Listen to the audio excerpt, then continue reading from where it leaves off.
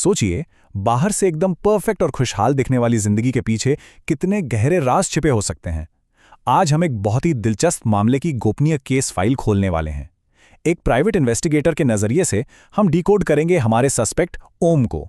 बाहर से देखने पर वो एक ऐसा पति है जो शायद हर किसी को आदर्श लगे, लेकिन असल में वो एक बहुत बड़े झूठ के जाल के बीचों बीच बैठा है। तो चलिए इस इन्वेस्टिगेशन में गहराई से उतरते हैं और देखते हैं कि आखिर ये पूरा पर्दाफाश हुआ कैसे।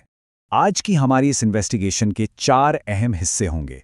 सबसे पहले हम सस्पेक्ट की केस फाइल देखेंगे, फिर बात करेंगे उसकी टाइमलाइन की बाजीगरी की, उसके बाद हम द गोवा कवर अप का पर्दाफाश करेंगे और आखिर में वो सबसे बड़ा सबूत, द स्मोकिंग गन, जिसने इस पूरे केस को पलट कर रख दिया। तो चलिए सबसे पहले केस फाइल खोलते हैं और नजर डालते हैं हमारे सस्पेक्ट पर। अब देखिए, ओम की सबसे बड़ी ढाल क्या थी? उसकी वो परफेक्ट फैमिली मैन वाली छवि। इस सस्पेक्ट का मोडस ऑपरेंडी यानी काम करने का तरीका एक बहुत ही सधा हुआ 3 कदम का फॉर्मूला है। पहला कदम, एक एकदम संस्कारी घरेलू पति होने का नाटक करना जो घर की ग्रोसरी शॉपिंग करता है। दूसरा कदम, काम का बहाना देकर देर रात की मीटिंग्स को अपनी ढाल की तरह इस्तेमाल करना। और तीसरा कदम, भविष्य के लिए ऐसे झूठे वादे करना जो कभी पूरे नहीं होने वाले। सच कहूं तो ये एक ऐसा पैंतरा है जो सामने वाले के मन में शक की कोई गुंजाइश ही नहीं छोड़ता। और जरा इस घरेलू भेष की बारीकियां तो देखिए। केचप की बोतल के साइज पर पत्नी से बहस करना, मिक्स अचार लाना, रायते के लिए एकदम सही बूंदी खोजना, रात के खाने में भिंडी फ्राई का मेन्यू तय करना और फिर अपनी पत्नी के हाथ की बनी दाल की बहुत प्यार से फरमाइश करना। आपको क्या लगता है ये बस एक आम पति पत्नी की बातचीत है? बिल्कुल नहीं, ये एक बहुत ही सोची समझी चाल है। इतनी बारीकी से घर के कामों में दिलचस्पी दिखाकर वो अपनी पत्नी को पूरी तरह से इत्मीनान दिला देता है ताकि काम पर जाने के बहाने वो अपना असली खेल बेखौफ होकर खेल सके। अब आते हैं हमारे दूसरे सेक्शन पर, जगलिंग द टाइमलाइन। यहीं से सस्पेक्ट की असली परीक्षा शुरू होती है। मतलब एक ही इंसान एक ही वक्त पर 2 अलग अलग जिंदगियां कैसे जी रहा है, ये उसका सबसे सटीक उदाहरण है। एक तरफ पत्नी को मैसेज किया जा रहा है, मीटिंग खत्म हो गई है, बस निकल ही रहा हूं। और ठीक उसी पल, उसी सेकंड अपनी मिस्ट्रेस प्रथा को मैसेज करके तसल्ली दी जा रही है, मैं बस 20 मिनट में पहुंच रहा हूं। ये जो टाइमलाइन की बाजीगरी है ना, ये हर धोखेबाज को करनी पड़ती है। और यकीन मानिए, यही वो पॉइंट है जहां पहली दरार आनी शुरू होती है। और इस दरार की सबसे बड़ी वजह क्या है पता है? सस्पेक्ट का अपना अहंकार, उसका ओवर कॉन्फिडेंस। जब उसकी मिस्ट्रेस उससे पूछती है कि भाई रात के 11 बजे आखिर कौन सी मीटिंग होती है, तो ओम का जवाब सुनिए। वो कहता है, उसका इतना दिमाग नहीं चलता, तुम चिल करो। एक इन्वेस्टिगेटर के तौर पर मैंने ये बहुत बार देखा है। धोखेबाज हमेशा ये मानकर चलता है कि सामने वाला इंसान बेवकूफ़ है और यही घमंड अंत में उसका सबसे बड़ा दुश्मन बन जाता है। आगे बढ़ते हैं सेक्शन 3 की तरफ, द गोवा कवर अप। अब जाहिर सी बात है, 2 अलग अलग रिश्तों को एक साथ चलाने के लिए झूठ भी डबल बोलने पड़ेंगे, राइट?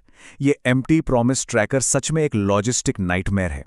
एक तरफ मिस्ट्रेस प्रथा को वादा किया जा रहा है कि अगले महीने उससे पहले गोवा और फिर मालदीव ले जाएगा, और दूसरी तरफ अपनी पत्नी को एक मनगढ़ंत डेवलपमेंट प्रोजेक्ट के खत्म होने का इंतजार करवाया जा रहा है, जिसके बाद उसे शिरडी, त्र्यंबकेश्वर, मुंबई और फिर मालदीव ले जाने का सपना दिखाया जा रहा है।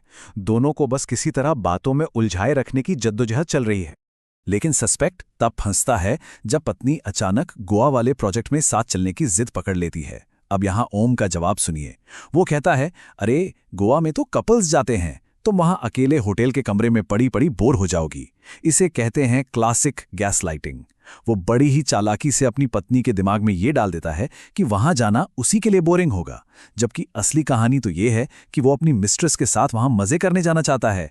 अपनी सहूलियत के लिए इंसान सच को कैसे तोड़ मरोड़ सकता है, ये उसका परफेक्ट सबूत है। पर कहते हैं ना, आप एक ही समय में 2 जगहों पर मौजूद नहीं रह सकते। और ये टाइमलाइन का टकराव होता है संडे के दिन। एक तरफ मिस्ट्रेस प्रथा का बर्थडे है जिसे सेलिब्रेट करना जरूरी है, और दूसरी तरफ पत्नी के साथ बाहर डिनर करने का कमिटमेंट। अब ओम को बड़ी चालाकी से पत्नी के साथ जल्दी जल्दी डिनर निपटाना है ताकि वो देर रात अपनी मिस्ट्रेस के पास जा सके। सस्पेक्ट के चारों तरफ जो झूठ का जाल था वो अब धीरे धीरे कसना शुरू हो गया है। और अब हम पहुंच गए हैं इस इन्वेस्टिगेशन के आखिरी और सबसे अहम पड़ाव पर, section 4, the smoking gun, perfume. कहा जाता है कि एक अपराधी चाहे कितनी भी सफाई से काम क्यों ना करे, वो कोई ना कोई सुराग जरूर छोड़ ही देता है। बस देखने वाली नजर चाहिए। रात का वक्त है, ओम घर वापस आता है। अपने उसी आदर्श पति वाले नाटक को चालू रखते हुए वो पत्नी के हाथ की बनी दाल की बहुत तारीफ करता है, स्पेशली कस्तूरी मेथी और हींग के तड़के की। उसे लग रहा है कि गेम पूरी तरह से उसके कंट्रोल में है। वो सुकून से अकेले बैठकर ड्रिंक कर रहा है। तभी अचानक पत्नी वहां आ जाती है, क्योंकि उसे नींद नहीं आ रही थी। वो ओम के पास आती है और बस यहीं वो गलती सामने आ जाती है जिसे ओम कभी भाप ही नहीं पाया। और वो गलती थी कमबख्त इत्र। ये सिर्फ एक मामूली सी खुशबू नहीं थी, ये एक परफेक्ट क्राइम की वो सबसे बड़ी खामी थी जो अब हवा में घुल चुकी थी। ओम ने सारे झूठ बहुत ही सफाई से बोल लिए, टाइमलाइन भी मैनेज कर ली, लेकिन वो अपनी मिस्ट्रेस के परफ्यूम की उस तेज खुशबू को अपने कपड़ों से नहीं धो पाया। ये वो अनचाहा सबूत था जिसे वो बड़ी ही बेवकूफ़ी से अपने साथ अपने घर के अंदर ले आया था। और इस एक सुराग से झूठ की वो पूरी इमारत ताश के पत्तों की तरह ढह जाती है। जरा इस कंट्रास्ट को समझिए। एक तरफ पत्नी एक स्टोर में पागलों की तरह जिद कर रही है कि उसे वही एक खास बहुत ही स्ट्रांग परफ्यूम चाहिए। वो किसी भी दूसरे ऑप्शन को साफ मना कर रही है। क्यों? क्योंकि वो खुशबू अब उसके दिमाग में छप चुकी है, वही खुशबू जो बीती रात उसके पति के कपड़ों से आ रही थी। और दूसरी तरफ हमारा सस्पेक्ट ओम, वो एकदम बेफिक्र होकर अपनी मिस्ट्रेस से ब्लैक कॉफी मांग रहा है, इस बात से पूरी तरह अनजान कि उसका पर्दाफाश हो चुका है और उसकी पत्नी उसका पूरा सच जान चुकी है। तो इस केस फाइल को बंद करते हुए एक बहुत ही अहम सवाल पीछे रह जाता है। एक धोखेबाज अपने शब्दों के जाल से खेल सकता है, समय के साथ हेरफेर कर सकता है, एकदम परफेक्ट झूठी कहानियां गढ़ सकता है, लेकिन क्या कोई कभी सच में धोखे की उस गंध को पूरी तरह मिटा सकता है? आप एक पारखी नजर रखने वाले पार्टनर से हर चीज छुपा सकते हैं, लेकिन अपनी गलतियों के वो छोटे छोटे सुराग वो कभी नहीं मिटते। आप इस बारे में क्या सोचते हैं?